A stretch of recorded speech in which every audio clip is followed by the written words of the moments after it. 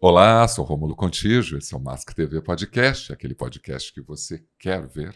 Mais um episódio. Esse é um episódio chamado Antifrágil. A gente está trazendo um convidado importante dentro da questão operacional industrial e ele participou do projeto da Andresa Araújo chamado Liderança Antifrágil. Uma jornada de 9 semanas onde juntos eles tratavam todos os temas necessários para que uma gestão dentro de uma organização seja a melhor possível. Não só em segurança, mas em saúde, em meio ambiente, em produtividade, em qualidade.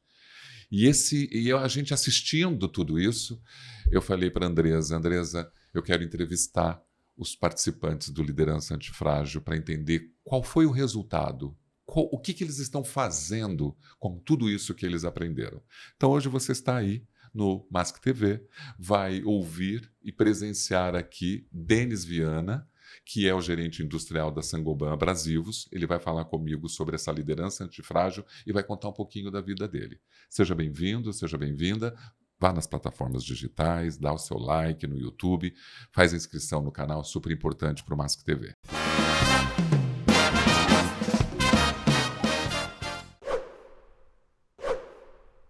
Denis, muito obrigado pela presença. É uma honra ter você aqui, um líder antifrágil. Muito obrigado. Prazer também estar aqui, Rômulo. Acho que participar de uma discussão voltada ao líder antifrágil eu digo assim, é especial, porque nós somos os primeiros, talvez, não sei quantos, eu disse a Andresa que no Big Brother teve várias edições, mas a primeira ninguém esquece, né? É verdade. Excelente. Então eu estou muito honrado, não só para contar um pouco da sua história, legal, do homem que gosta de beach tênis, né? Que é campeão, carrega as medalhas, os troféus, né? Mas você tem uma característica tão atraente de gestão e como eu assisti, e eu falei, poxa, olha o prazer que eu tenho agora. Nosso Mask TV aqui está te recebendo com muito carinho. Muito obrigado. Eu faço uma pergunta clichê de todo o podcast, eu não deixaria de fazer para você. E todo podcast tem aquela pergunta ali, e essa é característica aqui do Mask TV. Você chegou na Terra quando, Denis, e por quê? Cheguei a 45 anos e, olha, 31 de outubro, agora, recente, completei 45 anos. Como eu estava ouvindo que eu sou muito novo para ser velho e muito velho para ser novo. Então eu estou no meio do caminho ali, né? Mas eu acho que eu estou na melhor fase da minha vida, tanto profissional quanto com a minha família. Tenho feito coisas que talvez que se eu tivesse 20 anos eu não ia dar conta. A sua história começa com a inspiração de pai, de mãe. Como que era a sua vida da infância? Meu pai e minha mãe, assim, eles casaram super cedo, né? Minha mãe 15 anos, meu pai tinha 17 anos. E aí teve meu irmão, depois de 1 ano e meio eu, depois de 6 anos a minha irmã, então minha mãe super jovem, meu pai também, já com 3 filhos.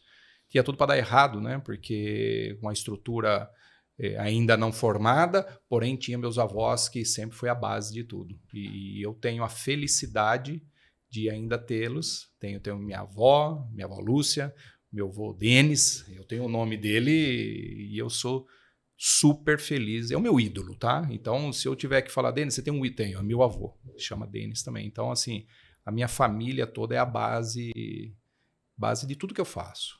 Então, e eu tento ensinar isso para meus filhos aí, para que eles sigam isso de família, sabe? Tá junto com a família. Domingão é o dia de estar todo mundo na casa da avó, entendeu? Então, eu sou um cara família. E é isso que é a minha sustentação, a minha base é a família. Então, o que resume o Denis eu sou um cara que respeito muito minha família, meus avós, minha avó, meu pai, minha mãe. Não tenho hoje mais o meu pai, mas eu respeito demais eles e tudo que eu faço é pensando neles, né? Hoje em dia, talvez os valores familiares eles estão tão divididos, né? Nós estamos num mundo muito disruptivo, muito ágil, muito instantâneo, muito volátil. E você consegue hoje, na sua atual movimento, entender esse mundo que nós estamos aí, que ele fala que é o mundo Bunny, mundo VUCA, que as pessoas falam. Você está alinhado com isso? Isso te pertence? Não tem jeito, Romulo. A gente acaba vivendo e sendo impactado por isso o tempo todo. As informações, elas são muito rápidas, você é questionado o tempo todo, você está falando com uma pessoa, ela está checando se o que você fala é verdade. Então tem que pensar muito no que está falando, a questão de geração pega. Só que assim, e não existe uma receita, né? Então, hoje eu estava conversando com uma pessoa do trabalho e falei assim, não existe uma receita, por exemplo, de como você educar os seus filhos. Tem aquilo que você acredita, valores, princípios. Isso pode passar a geração que for, isso não vai mudar. Eu ensino aos meus filhos aquilo que eu acredito, então pode ser a geração que for. Eles têm que entender algumas coisas que eu acredito demais. O problema é que eu penso assim, né? E eu tento impactar dentro da minha casa, só que fora é muito complicado. E eu tô um pezinho aqui, um pezinho ali, e eu vivo isso o tempo todo. Veja essas questões de diversidade, por exemplo. Eu vivi fases dentro de empresas que você poderia fazer qualquer tipo de piada. Hoje já não. Então, nós temos que aprender. Eu tive que aprender muito sobre isso.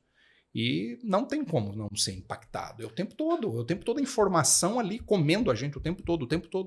Então temos que adaptar isso daí, entendeu? Não tem, é quase impossível que você não esteja na mutação não que tem o como. mundo está. Lá de 2004 para 2025, quando você estava na Bosch, sim, né? Essa linha do tempo, você percebe que você evoluiu muito. quando você olha para os seus resultados, Sim. você percebe que considerou cada momento da sua vida para o que você é hoje? Sem dúvida. Rômulo, e assim, a gente naquela idade, 20 e poucos anos ali, eu falo que é a adolescência profissional. Eu estava buscando referência, buscar um chefe que é uma referência, algumas pessoas, até a forma com que meu chefe falava eu copiava. E às vezes aquele chefe não era a melhor referência. E hoje eu sou a referência. Não estou dizendo que sou a referência, esse é uma referência. Não estou dizendo isso. Que algumas pessoas olham para mim e falam, eu quero ser que nem ele. E eu não estou dizendo que eu sou o melhor. Mas, mas mudei demais. Demais. Eu sou uma pessoa hoje já muito mais controlada, mas eu era extremamente explosiva, imediatista. Eu não conseguia, tudo era tô mandando. Por quê? Era imaturo, entendeu? Hoje, situações que quando eu assumi essa posição, eu ficava desesperado. Hoje eu escuto, relaxa. E você adquiriu essas skills, que a gente chama de soft skills, baseado em pesquisas, em estudos, na sua forma empírica, porque você trabalha muito, você é um profissional que conhece a máquina e depois passou a ser gestor de equipes. Então você sabe, você tem um conhecimento raiz. É isso que te faz essa mudança, essa evolução cognitiva de conhecimento intelectual? Sim, veja, eu gosto de ler. Os livros, as informações que eu busco, ela traz como base. E ali eu decido porque nem tudo que a gente lê é uma verdade. Ela complementa aquilo que eu acredito, reforça algumas coisas que eu faço, você lê e fala, verdade, quer dizer que eu estou fazendo certo. Outras coisas você lê e fala, será que é ou não? E acaba questionando. Lê um livro de um autor é uma coisa, lê de outro autor outra coisa, e aí? Bom, eu estou no meio de tudo isso. Mas a experiência, é o viver. Nós vamos falar sobre isso, mas o livro que eu escrevi, ele fala exatamente sobre isso. Você tem que viver uma experiência traumática para você tomar decisão. Ou você aprende com quem já viveu a experiência traumática e encurta o caminho. Meu avô diz, quer ter sucesso na vida? Escuta os velhos. Ele fala desse jeito. Então, escuta as pessoas que têm experiência, porque vai encurtar o seu caminho e vai sofrer menos. Então eu aproveito, eu pergunto. Não tenho medo nenhum e vergonha nenhuma de eu perguntar para uma pessoa de 40 anos na empresa como é que faz isso aí, o que aconteceu, o que você faria no meu lugar. Eu ligo até hoje para pessoas que eram antecessor da minha posição, eu ligo até hoje para eles. Velho, vem aqui, tô com esse pepino aí, o que eu faço? Como você fez? Como você fez? E às vezes acontece comigo, tá? Ontem eu estava em Guarulhos, na nossa fábrica, com uma pessoa que foi meu trainee, cara, espetacular. Chefe, o que eu faço aqui? Eu não sei, mas vamos descobrir junto. Talvez uma das seja humilde, porque a gente não sabe tudo. E querer aprender tudo também, imagina, não vamos conseguir. Mas se cada dia eu aprender alguma coisa e escutar as pessoas, eu acho que é uma receita legal, sabe? Pode, talvez, buscar isso só de forma didática, mas Treino é treino, jogo é jogo, entendeu? É muito interessante você dizer isso, porque eu estava com a Sandra Gema aqui agora e nós estávamos discutindo as questões, né, da ergonomia e da segurança do trabalho. E uma das discussões mais importantes que ela vê nas pesquisas é a falta de escutar o outro. É isso aí. As empresas não escutam, por exemplo, aquele operador. Contrata um especialista, coloca esse especialista do lado, o operador está ali ouvindo tudo, levanta a mão, ninguém fala nada, e o especialista está falando. E aí, você faz isso? Faço. Como você faz? Qual a maneira que você poderia fazer diferente? Ele estava ali. Por que nós, Denis, não perguntamos para o outro como é fazer? Veja, eu já estive na posição do operador, tá? Sim. Muitas vezes subestimamos essas pessoas só porque ele é um operador e não usamos um diamante que tem lá. Lembra? No trabalho da liderança antifrágil, eu reconheci que eu tinha a tropa de elite na minha equipe e não sabia. Olha só. Tinha. Essas pessoas que estão ali, eles esperam ser consultados, Claro. tá? E fica ali olhando, e se der alguma coisa errada, é o engenheiro de obra pronta, né? Ele vai falar assim, eu avisei. É verdade. Não me perguntar. E ele sabe exatamente o que fazer, como fazer. Uma das coisas que eu acredito, e isso é a forma com que eu lidero. As pessoas têm que saber o que está acontecendo. Explica o contexto. Olha, a situação é essa. Temos esse problema, precisamos fazer isso, temos que entregar dessa forma, papapá. Explica. E aí, o que nós vamos fazer? Porque se chegar para um operador e falar para ele assim, ó, você tem que fazer assim, César, ele vai olhar para mim, tenho que fazer. Pera aí, não é assim. Não é, eu não acredito nisso. Eu acredito que todo mundo está no mesmo barco, que cada um tem uma contribuição para o resultado. Se perguntar na empresa onde eu trabalho, o que você faz lá? Eu faço rebolo. Abrasivo. Claro. O guarda. Abrasivo. Só que ele está no processo de recebimento das pessoas, recebimento da carga, de entrada, de saída. A equipe da limpeza. É extremamente importante essa equipe. Extremamente importante. E aí, o que você faz? Abrasivo. Só que estou no processo de limpeza. Olha, é tão engraçado porque as coisas se convergem. Você falou da limpeza, nós falamos da invisibilidade desses trabalhadores. Exato. E a Gema trouxe um outro ponto importante, o quanto eles amam deixar as coisas limpas. Né? E gostam de ser reconhecidos, tá? Mas não são, né? São invisíveis. Né? Mas eu não perco a oportunidade. Claro que não. Né? Então, assim, olhando para você, a gente falou um pouquinho da sua forma de agir. É impossível você deixar uma pessoa dessa passar despercebida. Nós tivemos uma visita, né? E a gente estava todo preocupado, porque era importante a visita e tal. E eu chamei a supervisora e falei assim, olha, hora do show, dá aquele trato. E eles deixaram a fábrica impecável. E aí no dia seguinte foi tudo bem, deu tudo super certo. Parei a fábrica toda, todo mundo aplaude essa equipe aqui, porque o que eles fizeram, e assim, eles precisam ser reconhecidos. Eu preciso, ele não. Claro. Então, um dos erros é não reconhecer todo mundo. Não tem ninguém mais importante. Não é porque eu sou o gerente da empresa que eu sou mais importante. De jeito nenhum. Eu falei, eu tento não atrapalhar vocês. Né? Desculpa aí, nós temos que chegar, mas todo mundo é fundamental. Reconhecer e saber por que está reconhecendo também. Exato. Né? Tudo isso que você faz hoje, você queria fazer quando menino? Sabe que sim. É? Você tinha algum sonho específico? Fui operador de máquinas por mais de 10 anos da minha vida. E quando a chave mudou, eu lembro o dia, exatamente como foi. Eu trabalhava na Tinca, em rolamentos, empresa que produz rolamento. Trabalhava no terceiro turno. E eu estava numa fase que eu tinha esse trabalho de madrugada, trabalhava à tarde, e eu dormi na máquina. Então eu estava tomando pó de Guaraná, estava tomando Coca-Cola, tudo que podia, até rebite eu estava tomando. Estimulante, para ficar acordado. Teve um dia que a máquina acionou um dispositivo nela, ela quase me puxou para dentro, a máquina. E eu tomei um puta de um susto. Parei a máquina, fui até, peguei um café, e aí deixei a máquina ali, ela rodando, sem produzir, sabe? E eu com meus pensamentos. E ali eu disse, meu irmão, seguinte, é isso que você quer para sua vida? E aí eu falei assim, pô, cara, se você quer isso pra sua vida, beleza. Mas eu sei que você não quer. E aí nesse dia, eu falei, ok, preciso mudar. E aí eu decidi ir para a faculdade, decidi estudar, decidi mudar a forma com que eu estava conduzindo minha vida. E aí eu disse algo para mim mesmo, e até hoje eu repito, eu falei isso esses dias, talvez falei isso até nas lives com a Andresa, que se um dia eu tivesse numa posição onde eu pudesse tomar decisões e eu pudesse ajudar as pessoas, eu faria. Porque a equipe operacional, as pessoas que estão lá, eles são muito deixados de lado e não têm o valor que merece.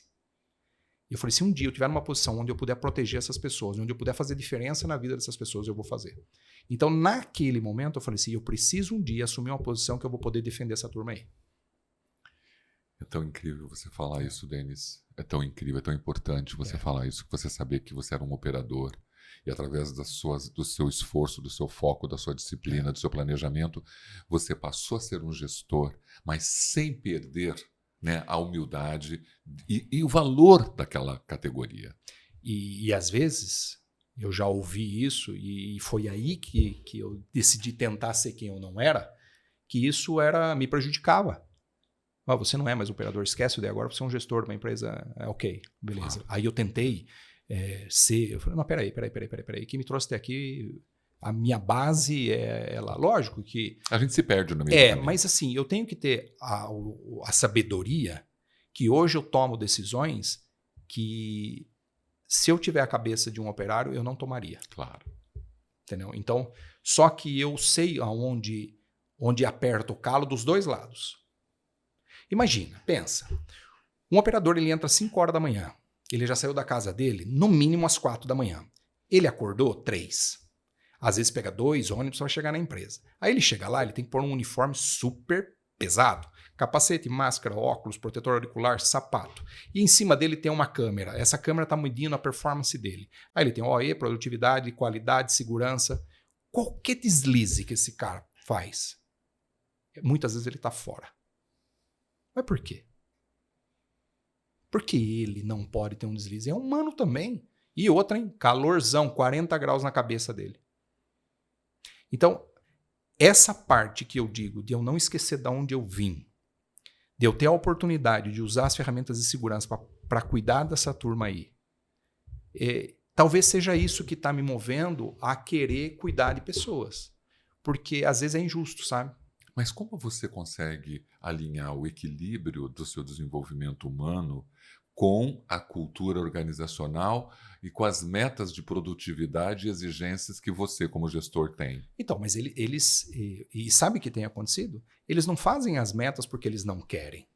Eles não entenderam. Se você perguntar para um operador ou perguntar para qualquer um, qual é a sua produtividade? Ele vai falar, a produtividade? Ontem eu fiz 10 peças. Não. Quantas peças, homem, hora, trabalhar? O quê? Oi? Onde? Então, às vezes a gente coloca alguns indicadores, por isso que eles não têm ideia do que é. Coloca metas para isso que eles...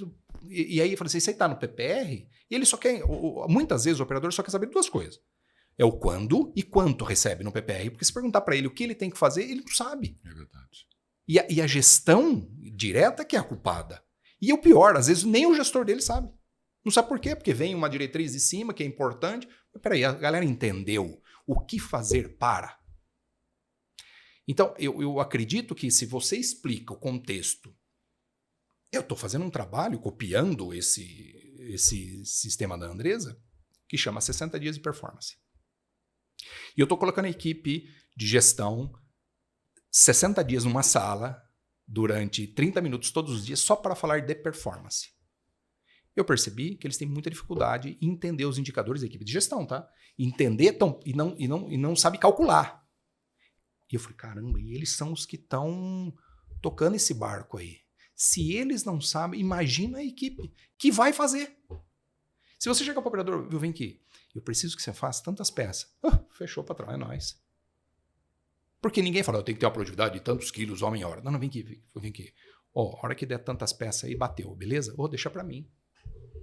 Mas essa miopia, né? Porque é uma miopia, ela não foi da noite para o dia. Você foi se amaciando para poder chegar nessa conexão com esses trabalhadores. Sim, porque eu vivi isso aí. Claro. Eles falavam isso para mim e eu me vejo neles. Eu falei, caramba, eu tô fazendo a mesma coisa que faziam comigo. Eles faziam exatamente isso comigo. E eu tinha vergonha de perguntar.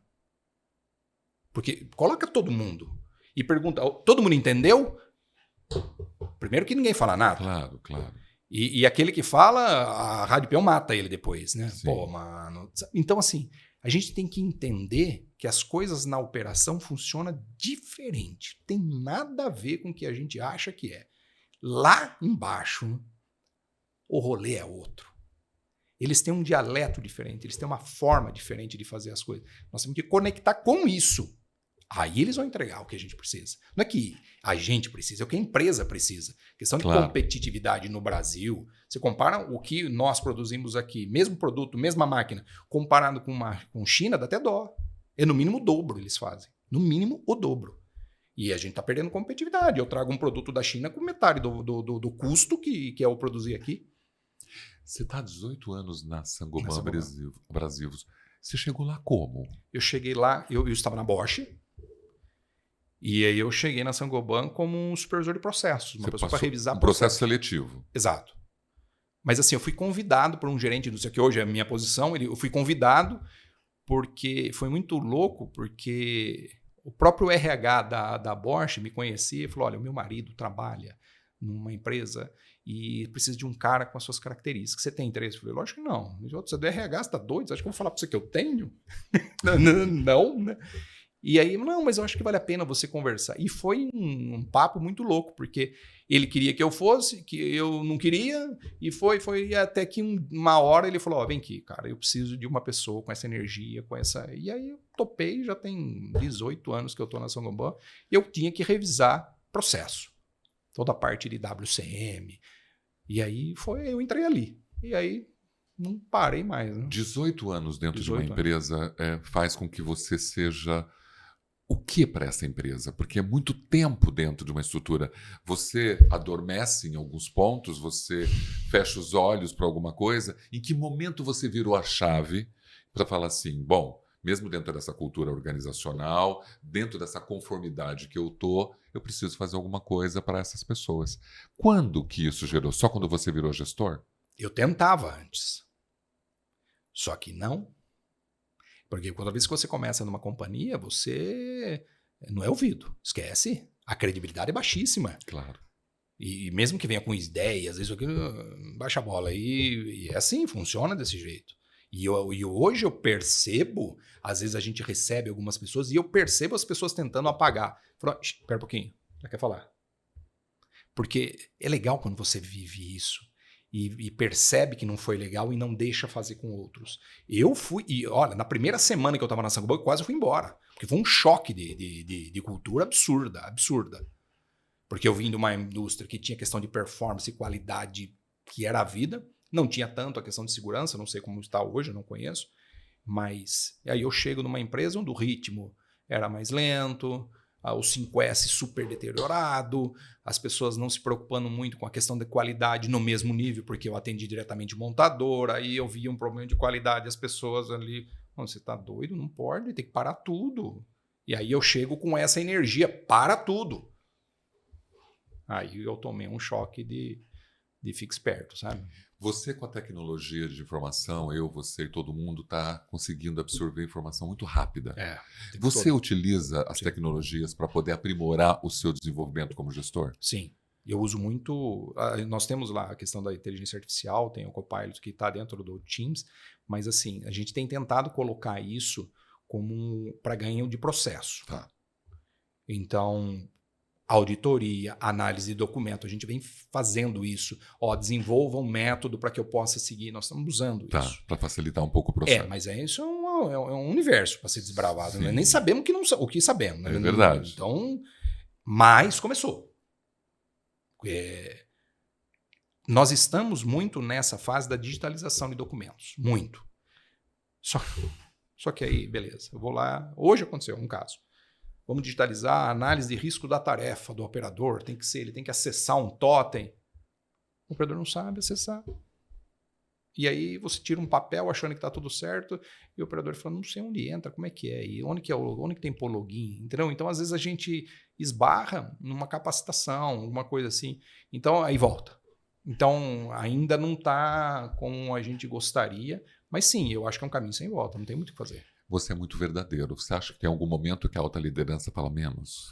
Eu quero que você faça menos, que você provoque menos, que eles te impulsam, né, te questionam. Porque assim, quando você tem um gestor com essas suas qualidades, que olha o ser humano verdadeiramente, você enfrenta realmente uma diversidade organizacional de papel daquela estrutura da empresa. Sim. E às vezes um cara que não tem nenhuma similaridade com o que você pensa, fala, querido, menos, né? Vamos focar ali. Você consegue lidar? Você consegue hoje ser um advisor, como fala, né? De relacionamentos? Eu tenho algo que eu falo assim, eu sou louco, mas não sou burro, né? Claro. Então eu preciso me adaptar aos ambientes. Então, dependendo de onde eu estou, eu me contenho, né? Lógico que se perguntar a minha opinião, eu vou falar o que eu acredito. Porque eu tenho experiência para falar naquilo que eu acredito. Claro. Eu não vou me aventurar em algo que eu não domino.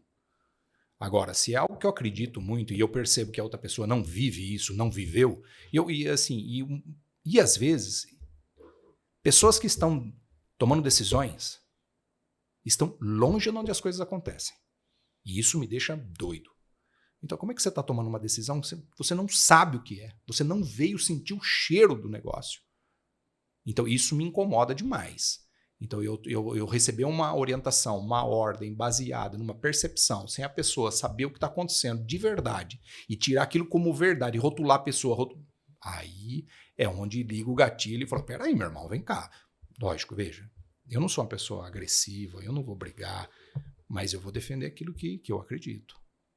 E eu não sou o cara que...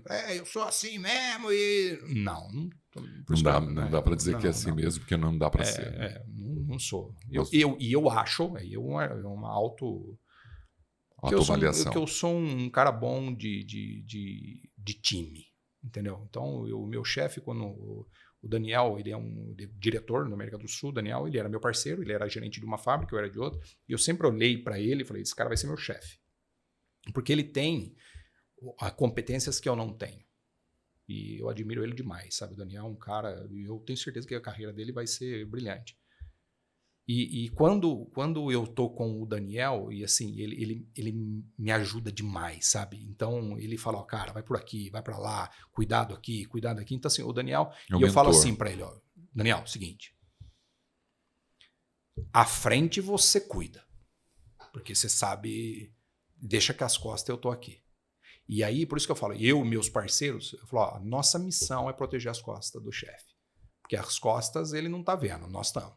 Então eu falo para ele, vai, mano, que as costas nós estamos com você. Então, por isso que eu falo, eu acho que eu sou um cara que eu queria ter um cara que nem eu na equipe, entendeu? Claro.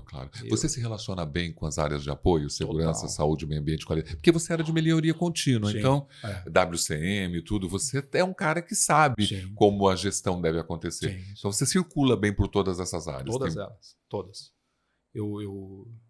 Na Bosch, eu fui responsável por assim, eu entrei na área de melhoria contínua e lá, estagiário, fui efetivado. Então, assim, eu tinha aprendi muita coisa lá na Bosch. E depois me deram uma linha de produção para tocar. Eu falei assim, esse cara ele trabalha com melhoria contínua, mas ele fala com máquina, então vamos dar uma linha para ele cuidar, né?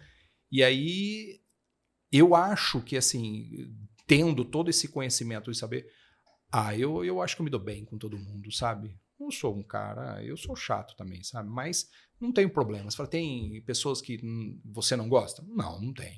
Eu sei separar o profissional do pessoal. Claro, né? Por isso que eu digo assim, apesar de eu ser uma pessoa que eu tenho uma personalidade, mas eu acredito ser uma pessoa legal para time. E voltar para casa melhor, né? Sem dúvida. Melhor do que saiu, porque se você volta bem, independente de conflitos, que a empresa vai ter o tempo todo, mas se você consegue digerir isso com maturidade, com autoconhecimento, muda tudo. E quem trabalha comigo, nós vamos rir muito, tá? Assim, eu tento deixar o clima super alegre. Nós vamos rir bastante. Então, eu acho que tem que ser leve, entendeu? Porque, imagina, o dia inteiro na empresa e olha pra cara do chefe e fala, cara desse rapaz. Não, então eu tento deixar o clima leve. A gente dá bastante risada. Os fatores psicossociais que todo mundo fala agora, mas que já há muito tempo vai estar ali na tua pauta, todos os dias você se vendo com a saúde mental de uma pessoa ali o tempo todo, né? Imagina, se você como gestor não para pensar que tem um ser subjetivo, complexo, né? Plural, singular na tua frente, é impossível você fazer gestão. Exato. Você conheceu o Andrés Araújo onde? Porque nós te trouxemos aqui para falar do Liderança Antifrágil, que esse aqui é o livro da Andressa Araújo, da qual a jornada, que ela está fazendo agora a segunda temporada, aconteceu com ele e com mais 3 gerentes industriais e com o conselho do Rogério Nestician.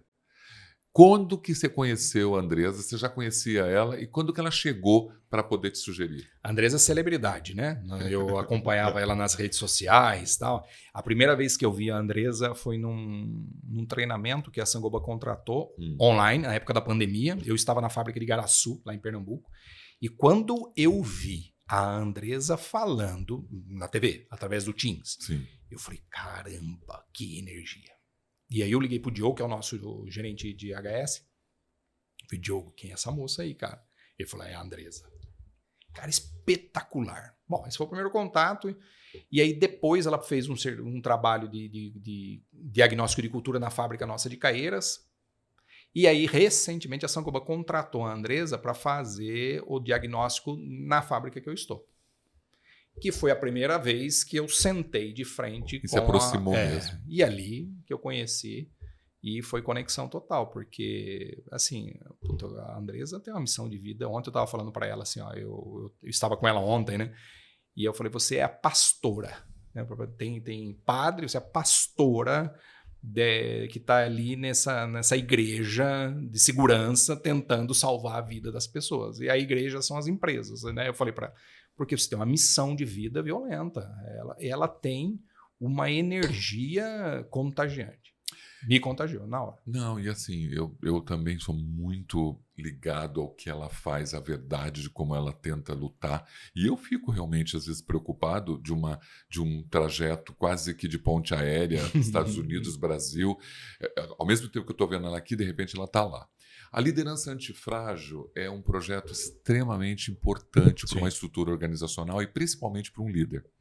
Quando você olha esse livro, você tem elementos que vão fazer com que a sua gestão seja aprimorada. Sim. Você consegue aplicar isso que está aqui? Veja, tem coisas aí que não é simples. E vou dar um exemplo que eu acho que as pessoas que estão assistindo vão falar melhorar a segurança no trabalho. Começa na sua casa. Porque o livro ele trata em casa, no trânsito e no trabalho. Claro. E aí entra uma autoanálise. Eu comigo mesmo. Eu faço muita coisa errada. Muita coisa. Na minha casa. No trânsito. No trabalho, a gente é vigiado o tempo todo. Só que... Mesmo assim, né? Mesmo assim, você tem ali, às vezes faz alguma coisa errada. E agora que ninguém está olhando? Pior que você está no trânsito. A hora que o celular está ali e dá aquela vibrada, você quer olhar. O sinal fechou. Ok. E aí? Então, o livro traz essa reflexão de dizer o seguinte, ok, a segurança ou você é ou você não é. Não tem meio tempo. Não dá para entrar na empresa, agora eu coloco o crachá, agora eu sou uma pessoa segura, a hora que eu for embora eu largo ele aqui e no trânsito em casa é o outro ser humano.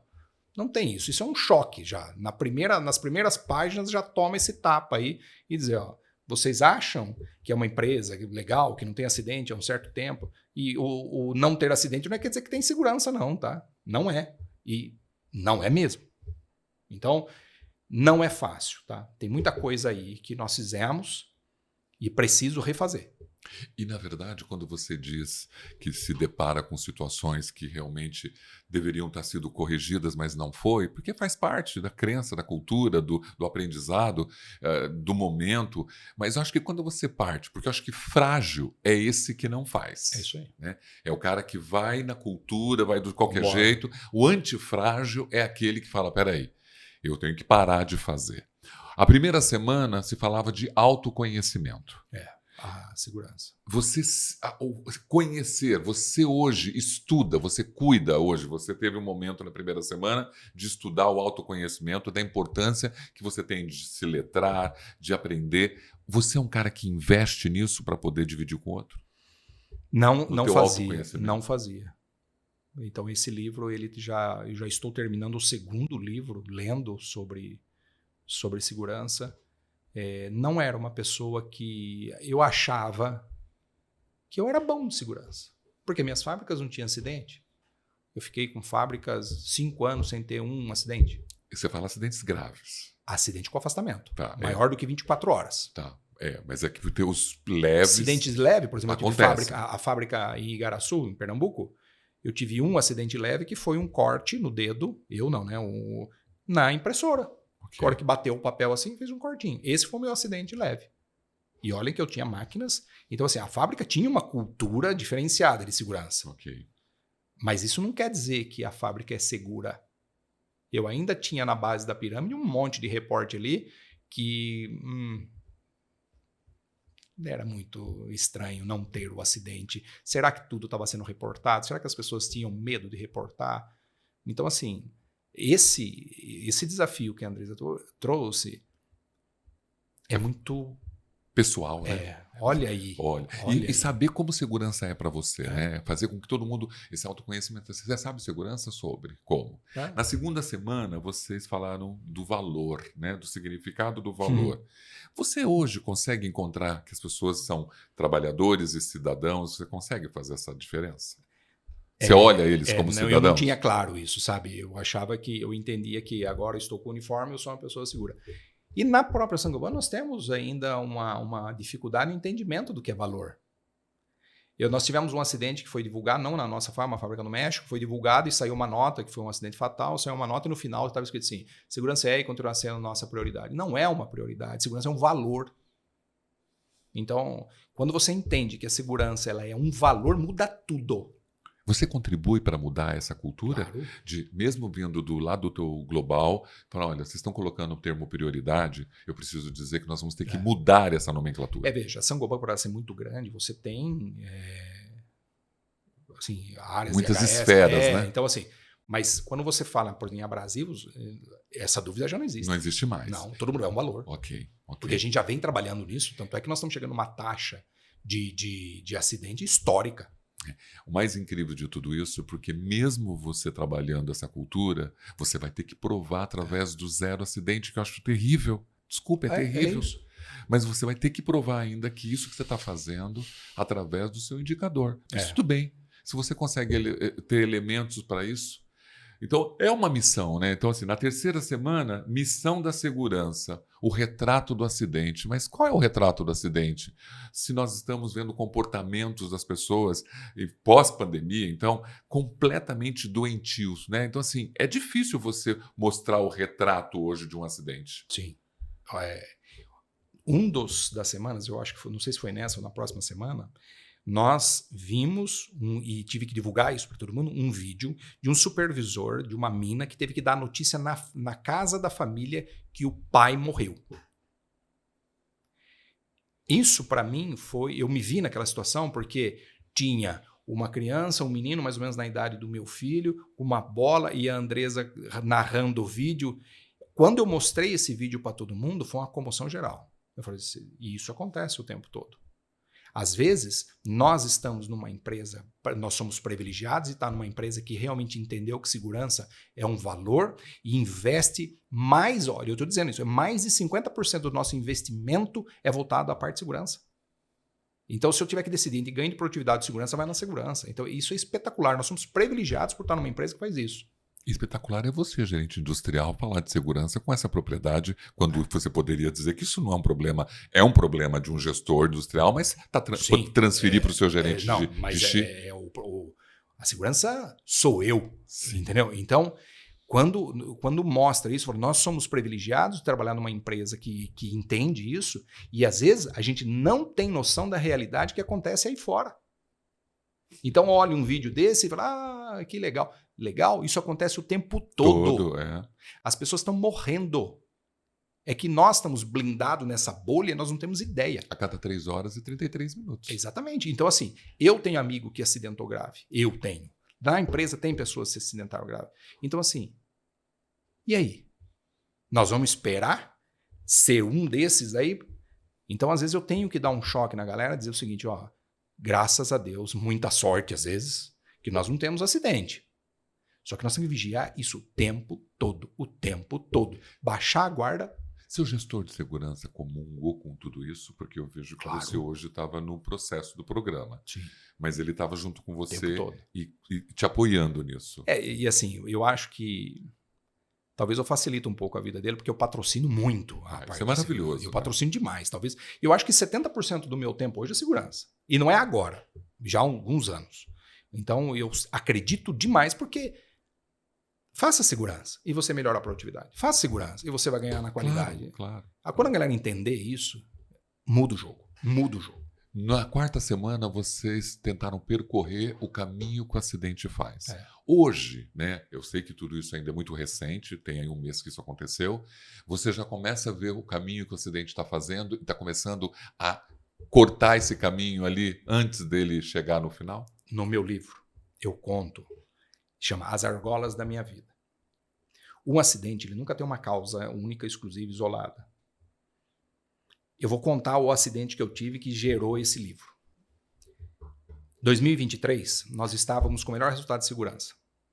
Não tinha acidente. Íamos bater o recorde 8 horas. 7 horas da manhã eu cheguei mais cedo na empresa, reunido, parei todo mundo, pessoal. Parabéns a todos.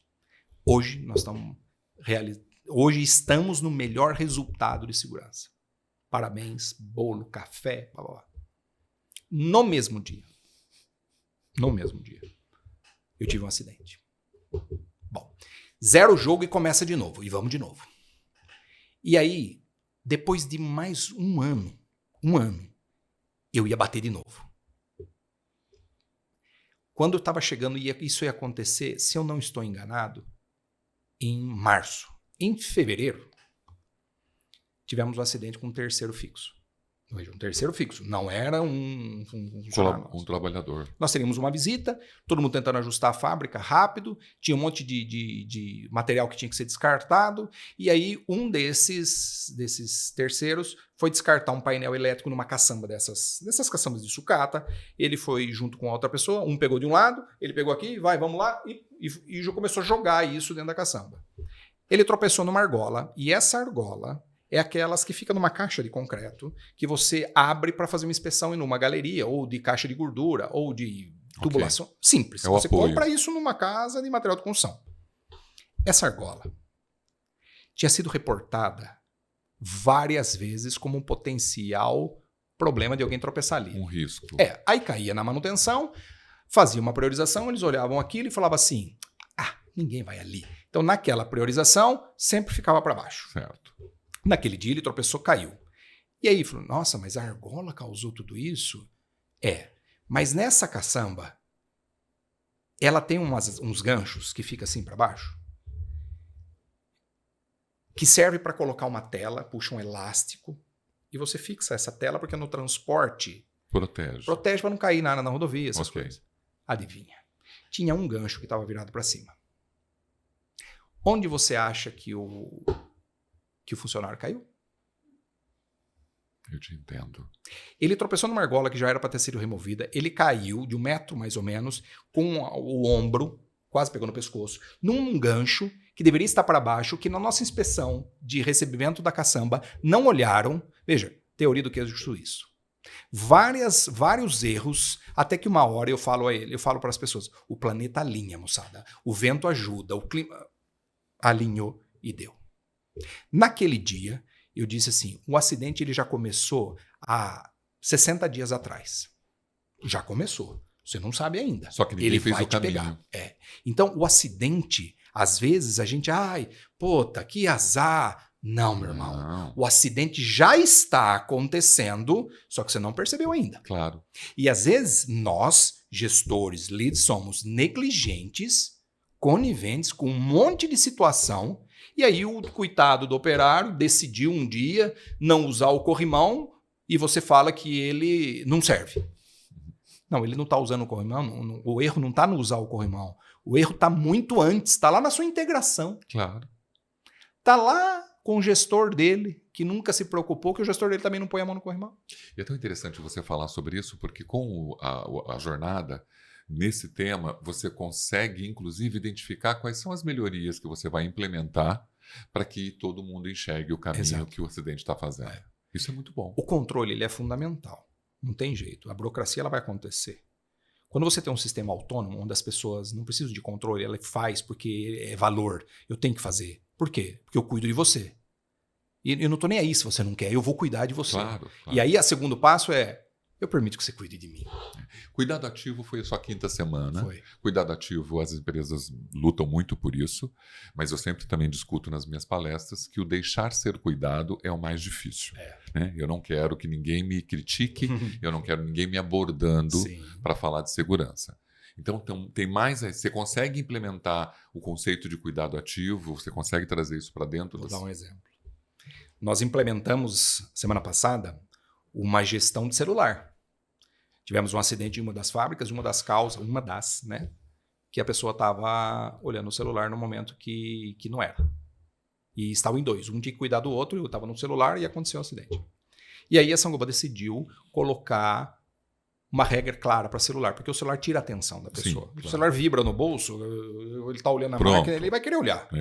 Bom, nós colocamos. E aí eu tinha que convencer a equipe operacional de que ele não vai poder mais usar o celular dele no bolso. Isso é polêmico. Claro. Mas como assim? Até porque um supervisor vai usar por uma questão corporativa. Exato. E aí, quando eu expliquei para eles qual seria a regra, e a regra, assim, nós criamos uma condição para isso. Então, foi colocado vários pontos seguros na fábrica, vários. Guarda-corpo. Aqui você pode usar o seu celular. Armário nesse local para você guardar o seu celular. Câmera para garantir que ninguém vai mexer no seu celular. Só que é o seguinte, você vai poder usar quantas vezes você quiser e precisar. Só que aqui. Pega um café, você vai ali, olha o seu celular, não tem problema nenhum. Porque as pessoas já fazem isso hoje. Vamos fazer de uma forma segura. E aí, quando eu fui explicar para eles, eu disse assim, pessoal, seguindo o nosso lema, né, seguindo a nossa... Eu estou cuidando de vocês. Agora, você disse isso, só você consegue, porque você tem toda uma estrutura para poder gerenciar, e a gente fala aí da engenharia, né, do trabalho, de possibilitar que esse local que você está criando, né? Olha quantas relações, quantas discussões você, como gestor, vai ter que ter com a alta liderança para viabilizar essa condição segura. E isso foi algo que todas as fábricas fizeram, tá? Claro. Todo mundo fez. Então, quando eu disse à equipe, eu falei assim, pessoal, seguindo assim, ó, eu cuido de você e eu sei que você permite que eu cuide, nós vamos fazer isso daí para a sua segurança, porque eu não quero que você perca a atenção, eu não quero que você machuque. Então, seguindo aquilo que a gente acredita muito, nós estamos implementando. Tá claro para todo mundo? Chefe, estamos com você. E está funcionando. Porque é genuíno. Eu não estou, e eu disse isso várias vezes a ele, eu não estou tirando o seu celular porque eu não quero que você olhe. Tem nada disso. Eu só não quero que você use o seu celular e te coloque em risco. Então, para que você não se machuque, eu vou cuidar de você. Eu vou colocar uma área segura para você olhar o seu celular. E eu não estou nem aí quantas vezes você vai olhar. Porque você já faz isso hoje. Eu já perco performance. Eu não, a empresa perde performance. Só que eu vou fazer de um jeito seguro. Claro. E já acontece. E quando você cria esse local de seguro de usar, você também está estabelecendo um padrão de tempo. Isso. Então, assim, é que nem ir no banheiro e tomar água. Se a água está num lugar específico, você não vai toda hora. Se ela está do teu lado, Exato. Você bebe toda hora. Mas senão você constrói o hábito de ir naquele momento. É isso aí. Então, assim, tem que dar condição. E nós demos a condição. E lógico, nós vamos monitorar. Excelente. Na sexta semana, vocês falaram do papel de administrar os riscos. Não é uma tarefa muito fácil. Não. Como administradores de risco, o risco ele é iminente, ele está o tempo todo batendo a minha porta. De que forma que você está construindo uma solução para visualizar o risco com antecedência? Nós temos uma forma de reporte dessas condições. Só que... Eu quero te fazer um gancho. Você falou de repórter, foi muito importante. Tem devolutiva, tem respeito, tem troca, porque as pessoas reclamam muito desses mecanismos que não tem retorno. Não tem.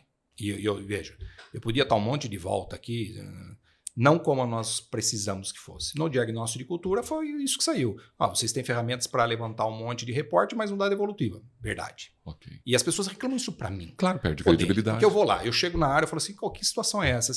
Você permite? Falei, eu já falei, já reportei, já abri, ninguém faz nada. Isso é normal. Bom, eu tenho que resolver isso. Então, sim, existe. A forma com que nós estamos gerenciando não é a melhor, só que pelo menos sabemos, né? Não adianta você ir numa fábrica toda linda, né? A única diferença de uma fábrica linda e de uma que tem um monte de etiqueta pendurada em tudo quanto é lugar, porque nós temos o mesmo problema, só que eu sei e você não. Então, que bom, pelo menos eu sei que temos esse problema e precisamos tratar. Hoje, inclusive, eu estava conversando com a nossa equipe de HS. Quando você faz um diagnóstico de cultura, são 24 elementos que você precisa tratar. E eu disse, vamos ser inteligentes. Vamos pegar esses 24 elementos, vamos colocar na nossa rotina, porque daqui 3 anos já vai acontecer de forma natural. Eu não vou fazer um plano de ação, não. Vamos incorporar na rotina, que a hora que vê, nossa, melhorou a cultura. O que vocês fizeram? Não sei, tem um monte de coisa aí. E o que veio muito forte foi essa questão da devolutiva. Vocês estão fazendo um monte de coisa. Estão premiando as pessoas que abrem reporte, que isso, aquilo. Mas vocês não resolvem. E aí tem uma outra coisa. Aqueles reportes que são feitos, você revalida ele, porque o cenário muda. Lembra da argola? Claro. Aquela argola lá, ninguém deu bola. Até que um dia colocaram uma caçamba do lado. Se alguém fizesse uma análise, parou. Se eu faço uma análise de novo do risco daquela atividade, com certeza alguém tinha arrancado ela. É tão importante você falar isso como gerente industrial. Quem está assistindo, Denis, precisa entender que você é fundamental para trabalhar junto com o EHS para resolver isso. Né? Então, administrar o risco está no papel de todo mundo, tá? Mas quando você permite, né, que você consiga resolver e esclarecer isso, porque fica meio todo mundo muito mudo, né? O cara, não vou falar mais nada por isso, nem me deram obrigado. Eu abri 10 OPAs, né, que a gente chama, tem vários nomes, e nunca falaram nada, por que eu vou continuar? Então, assim, você está dando credibilidade para eles, isso eu acho que isso é fundamental. E isso, e até você... Antes de eu responder, você já sabia. Claro, eu ouço isso. Deve ser em todas as empresas. Todas. Eu digo que a manutenção, que é onde resolve essas coisas, é o muro dos... É a área dos desejos. Né? Eu falei assim, imagine alguma coisa e a área da manutenção vai transformar em realidade. Imagina, eles não conseguem fazer as demandas da manutenção. E aí vou ver mais... Nós abrimos para manutenção... Sei lá, eu olhei ontem, nós estamos com 135 etiquetas em aberto e assim, eles estão tirando esse backlog. Então eu estou com 135 pendentes, potenciais acidentes. E aí? Falo para o chefe da manutenção, e aí? Vamos esperar alguém cair numa argola aí? Um dia o gerente da manutenção falou, Rômulo, eu quero que você vá lá na minha sala. Ele colou todas as OS na parede. Você acha realmente que é possível a gente corrigir tudo isso? 24 horas por dia, 7 por semana, foi a 8ª semana. Você olha as pessoas como pessoas, né? Que é uma questão, que aquele lugar é um lugar para todo mundo, né? Um território importante, social para todo mundo. É difícil, não é? É. Com tantas vieses, né? Mas só que tem uma coisa, né? Eu tô no meio do problema. Você assume que ele como seu, né? E assim, eu tô no meio porque eu também faço as coisas que eles fazem. E tenho que ter humildade de falar assim, gente, eu tô igual a vocês. Quando teve uma das etapas, mais no começo, que nós tivemos que fazer uma carta declarando o meu compromisso com a segurança. Sim. E lá eu fiz uma carta, próprio punho, todo mundo da equipe fez, e na minha carta eu coloquei assim, olha, eu prometo que eu vou dedicar a minha energia, tudo que eu puder fazer para melhoria de segurança nessa empresa eu vou fazer, porque essa é a minha função. E prometo, toda vez que eu errar, tentar fazer melhor. E preciso que vocês me ajudem a ser uma pessoa melhor. Então, por isso que eu digo, eu estou no meio disso. Estou tentando fazer o meu melhor, mas me ajuda aí. Né? Porque eu sou humano igualzinho. Todo mundo. Você acha que eu não tenho meus problemas, que eu não tenho minhas aflições, que eu não estou preocupado, que eu não tenho medo de ser mandado embora também. Todo mundo tem. Até porque você é um líder. Líder normalmente é solitário. Né? Quem te protege? Né? Então, eu falo para eles, eu também tenho todos os problemas que você tem. Eu tenho. Às vezes é um pouco... Até mais, né? Tenho, então me ajuda. Vamos junto nesse negócio aí. Então, 24 horas por dia é difícil. Eu sei. Talvez a Andresa seja assim. Quem sabe um dia eu consiga chegar perto Mas eu acho que você dela. está trabalhando porque acho que você tem a vontade, o desejo, você tem o entendimento.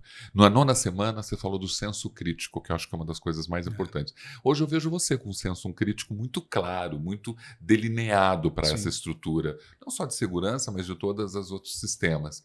Isso, você já consegue visualizar essa melhoria contínua, né? Mesmo com 9 semanas, que é extremamente pequeno e curto, Sim. você já consegue visualizar. Algumas coisas. Eu coloco as 3 perguntas, né? Quando você quer fazer uma melhoria contínua, faça 3 perguntas. A primeira é: o que pode matar alguém aqui? Ou o que pode ferir? E o que eu posso fazer para que isso não aconteça? A hora que isso acontece, não tem como. Ou você melhora, ou você mata alguém. Então, o sistema, se você faz essas 3 perguntas, não tem como não ser crítico. Veja, nós fizemos esse tipo de pergunta e nós falamos: o que pode matar alguém aqui? Aquilo pode, aquilo lá. Tá no nosso plano? Muitos não estavam, tá? E o pior, quando fala de sistema de emergência, porque teve uma semana que nós tínhamos que falar sobre a brigada. A gente reconhece essa turma aí como deveria? Não. No nosso plano de emergência, contempla esses itens que podem matar alguém? Não. Eles são treinados para isso? Não. Veja, não tem como. O senso crítico, se não existir, esquece. Não vai andar. Não vai andar. E a humildade, né? Ó, tá tudo errado. Que bom que nós sabemos, né? Você acha que hoje essas 9 semanas foram transformadoras para você, por exemplo, para um novo... Vai ter uma 2ª temporada, Denis. O que você diria para esse novo gestor, dessa experiência que você viveu, que ainda... Claro que é só o começo, Sim. né? É incubador mesmo. Você está 9 semanas, mas você já mostrou diferença, você já fez coisas incríveis. A gente fala aqui, né? Quem tem um porquê suporta todo o como. Então, assim... O que você olha para o futuro e para quem, de repente, vai participar? Valeu a pena? Vale. Porque, e lembrando, a pessoa que entrar nesse desafio, ela tem que entrar de verdade. Se o chefe está mandando fazer, pula fora. Sai disso aí. Tá. Ou vai de corpo e alma e dedica e tenha a disciplina de fazer, porque vai ser mais uma coisa que vai encher o saco, você vai fazer e não vê a hora para acabar. Tá. Quando você entende que isso aí é uma missão e muitas vezes vai ter coisa aí que você vai falar, vou fazer. Mas eu vou ler o livro de novo, pela 2ª vez. Tem que ler várias vezes, né? Porque tem coisa aí que nós fizemos de uma forma muito superficial. E eu acho que merece uma revisitação. A pessoa que entender... Ontem eu estava conversando com uma pessoa, ele falou assim, chefe... me dá umas dicas aí. Eu falei, pega esse livro aqui, vou emprestar para você, você leia ele. O que tiver ali, você faz. Ah, mas eu fiz um roteiro de como implementar isso. Então, toda semana eu fui registrando tudo que nós fizemos. Eu falei, como eu fiz. Se é o melhor, eu não sei. Mas descubra a sua forma. E usa o meu como um exemplo de, esse cara fez desse jeito, não vai ser legal ou não. Porque quando você entra num desafio desse, é muito mais do que segurança. Se você tem um problema e você define uma rotina, tem que ter a compensação.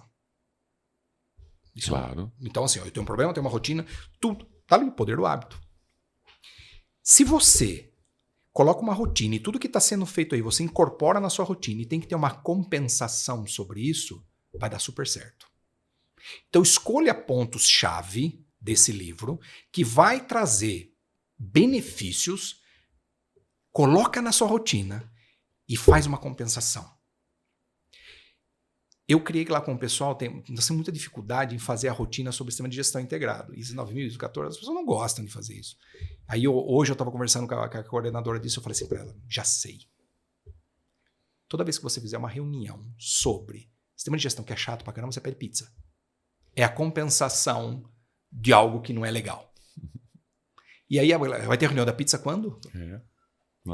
A gente sabe como acessar o ser humano, às vezes com pequenos detalhes, né? Com pequenas recompensas que vão fazer com que ele compreenda tudo aquilo que a gente precisava falar. Eu tenho, depois que eu li o livro, eu descobri alguns gatilhos do Denis. Tá, claro. Eu sou um cara ruim pra caramba em disciplina. E eu sei disso. Só que eu comecei a criar os gatilhos da compensação que fez com que eu melhorasse muito a minha rotina. Imagina, por isso que quando você conversa no começo, eu vivo a melhor fase da minha vida. Eu sou um cara que eu acordo 4h30 da manhã, eu vou para academia às 5. Como que você conseguiu isso? Aí eu descobri a recompensa. Eu tenho a recompensa todo dia, são 2. Uma delas é o café que eu chego na academia, a atendente ela já está com o meu café pronto. Esse é um. A segunda, que eu sou um cara extremamente competitivo. Me colocaram num grupo de academia para ver quem faz mais check-in. A hora que eu acabo, eu já faço eu já vejo a minha colocação. Então, essa é a forma. Eu vi o beach tênis, você na foto com todos os troféus. Super competitivo. Eu e minha família toda.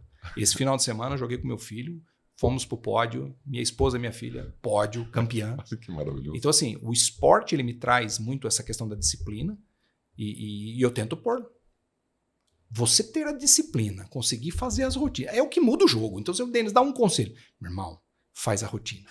Coloca no dia a dia. Você vai ver a mágica acontecer. E a hora que tiver difícil, continua. Só isso. É verdade. Que uma hora dá certo. Porque a rotina até ela cura a procrastinação. Não tem jeito. É ela que vai acontecer. Que livro é esse que você está preparando, que está pronto para sair? Como chama? As Argolas da Minha Vida. Okay. Associado, foi uma reflexão que eu fiz desse acidente.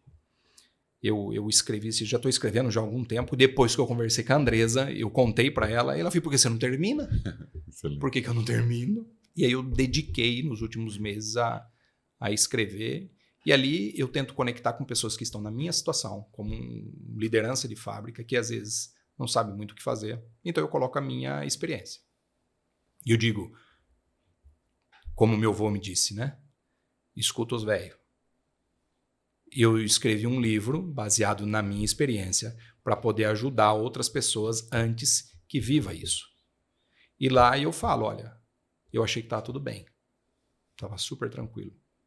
E coloco alguns exemplos de alguns acidentes, alguns eventos, algumas coisas que foram achar que estava tudo bem.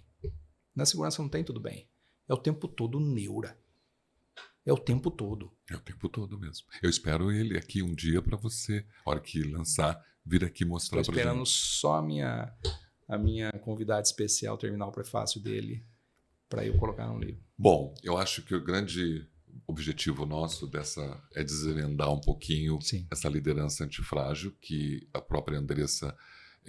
eu olho a Andressa, tudo que eu leio dela é tudo muito prático. Sim. Né? Não é só filosófico. Tem prática. Eu estou te ensinando você a fazer o que tem que fazer. E é isso que você falou. Você entregando alguém para ler, a pessoa vai saber o que fazer. É super fácil, né? É uma linguagem super acessível. É uma receita. Passo a passo. Eu quero agradecer demais. Nessa câmera aqui, eu queria, queria tanta coisa para falar como um gestor industrial que ajuda as pessoas, mas você deu uma aula para a gente hoje da sua vivência. Eu queria alguém realmente que pudesse falar com esse seu olhar real, né? Porque quem está te assistindo e que é gerente industrial, gerente de HS, na liderança, fala, meu Deus, eu vivo isso que ele está falando. Ele está sendo tão sincero. Sim. E mesmo com tudo isso que se enfrenta, você está encontrando uma saída para melhorar. Não quer dizer que vai ser da noite para o dia, mas você está trabalhando e isso vai isso vai trazer um conforto para você ver essas pessoas felizes, porque você está lá para fazer aquelas pessoas felizes. Sim. Né? É isso aí. Não tem outro motivo. Não tem. E todo mundo está lá para ser feliz. Para ser feliz. E eu sou um instrumento para ajudar. Você é um instrumento, a ponte da felicidade. Exatamente. Então aproveita aqui para mim. Eu quero dizer, não só os próximos líderes antifrágeis, mas pessoas que estão na mesma posição que eu ou que almejam estar nessa posição, isso é uma missão de vida, não adianta. A segurança, ela vai partir de você. Não adianta você querer delegar para a área de segurança, para o seu chefe, é sua missão. É verdade. Se você não está comunicando com a sua equipe, se você, pelo menos uma vez por semana, uma vez por mês, seja lá qual é a rotina estabelecida, você não fala dos problemas, não reconhece que a empresa tem problema, não coloca os acidentes como pauta, não busca recursos para melhorar, você está enrolado. Então, a minha experiência é assim, fale de segurança como eu, e não porque mandaram, não. Eu sou a segurança. E se eu sou a segurança, eu tenho que agir como a segurança. Então, o protagonismo da segurança para um gestor industrial é cada vez mais exigida. metas de produtividade, de qualidade, um problema de qualidade você vai para casa e dorme. Um de segurança, se tiver uma pessoa que morreu ou com você não vai dormir, não. Então, use isso como uma missão de vida. Comunique com as pessoas, fale a verdade, se coloque no problema. Essa é a forma com que eu acredito, é o que eu estou fazendo. Não sei se é a melhor, mas é a que eu faço. Eu tive a felicidade de conversar com o Denis Viana, que é gestor industrial lá da Saint-Gobain Brasil, e ele participou do projeto Liderança Antifrágil da Andresa Araújo. Vocês entenderam tudo, né, que ele disse aqui. Agora, as dicas, as sugestões, um homem extremamente verdadeiro, que não tem medo de falar as coisas e orientar você a fazer o que é certo. Eu te agradeço demais a sua participação, agradeço a Andresa Araújo por esse movimento, quero contribuir também. Nós hoje contribuímos com muita gente hoje, Denis, e eu fico muito feliz que você dedicou um tempo aqui. Muito obrigado, prazer. Igualmente. Obrigado. Muito bom. Liderança Antifrágil, Denis Viana, faça a transformação acontecer. Até o próximo. Oi, gente, tudo bem com vocês? O Liderança Antifrágil, o desafio primeira temporada chegou ao fim. E eu vim aqui para te lembrar que nós estamos com as inscrições abertas para a segunda temporada. Isso mesmo, até o dia 30 de novembro, no site liderançaantifrágil.com, você pode se inscrever. Quem são os elegíveis? Olha só, gerentes industriais que tenham no mínimo 3 anos de experiência na função. É isso mesmo. Se você é elegível, vai lá agora e se inscreve. Eu quero te ver lá no desafio. E para você que quer aprender mais sobre como transformar os desafios em força, eu quero te recomendar o meu livro Liderança Antifrágil. Afinal, é missão de todos nós aprender, transformar e fortalecer. Adquire agora.